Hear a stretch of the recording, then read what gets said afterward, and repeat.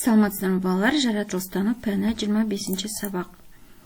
Бүгінгі сабағымыздың тақырыбы денелер қалай қозғалады, жылдам және баяу. Жаңа сабақты бастамас бұрын қайталауға арналған сұрақтарға жауап берейік.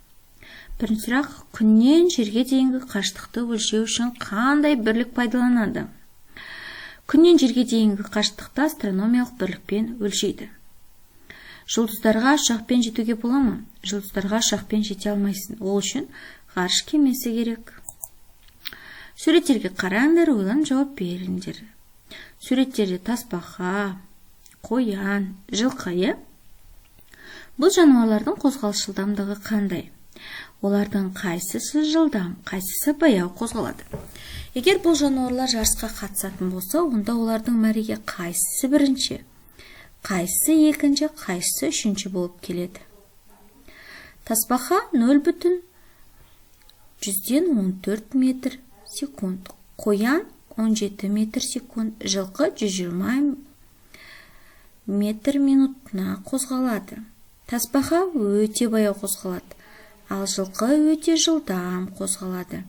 Мәреге бірінші жылқы, екінші қоян, үшінші тасбақа келеді. Жануарлардың жылдамдығы бірдей болмайды. Олардың жылдамдықтары әр түрлі болады. Мәтінді түсініп оқы. Жылдамдық дененің белгілі бір уақыт ішінде қанша жол жүргенін көрсететін шама.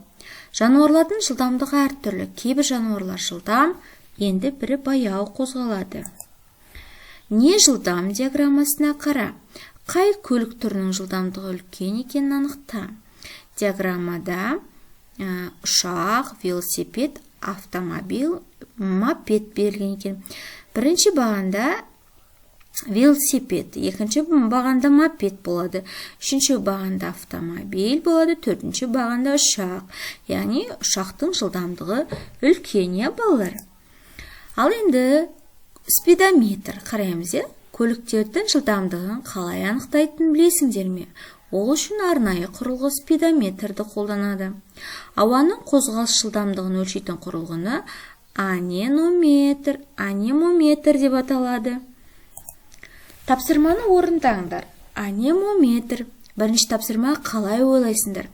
Неліктен парашютпен секірушінің парашютті ашқанға дейін жылдамдығы үлкен болады?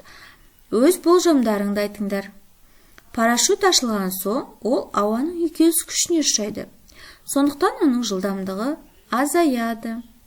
Адам жоғарыдан барлық ауырлық күшімен төмен түскендіктен, оның жылдамдығы жоғары болады. Ал парашют ашылғанда, ол ауаның үйкеліс күшіне ұшырады.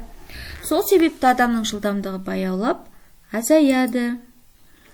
Екінші тапсырма қалай ойлайсыңдар? Адам тас жолда тез жүгіре ме, әлде суда тез жүгіре ме? Адам тас жолда жүгіргенде ауаның үйкеліс күші оған әсер етеді. Ал суда жүгірген уақытта ауаның үйкеліс күшімен қоса судың да үйкеліс күші кедергі жасайды. Сол себепті адам тас жолда тез жүгіреді. Көптеген балықтардың дене пішімі сүйір. Сондықтан олар судың кедергісіне аз ұшырайды. Ал адам суда тез жүгіре алмайды. Адам тас жолмен тез жүгіреді, өйткені оған тек ауаның кедергісі әсер етеді. Есіңе сақта, жылдамдық дененің белгілі бір уақыт ішінде қанша жол жүретінін көрсететін шама.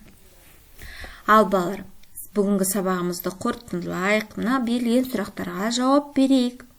Барлық жануарлар бірдей жылдамдықпен қозғала ма? Жануарлар әр түрлі жылдамдықта қозғалады. Бірі баяу, бірі жылдам қозғалады. Жалпы жылдамдық деген не? Жылдамдық дененің белгілі бір уақыт ішінде қанша жол жүретінін көрсететін шама. Тежелуге қандай күштер әсер етеді? Тежелуге ауаның, судың үйкеліс күштері әсер етеді. Ал балалар, осымен сабағымыз аяқталды. Алдағы сабақтарымыз жіберіп алмас үшін арнамызға тіркеліп, лайк басуды ұмытпаңдар.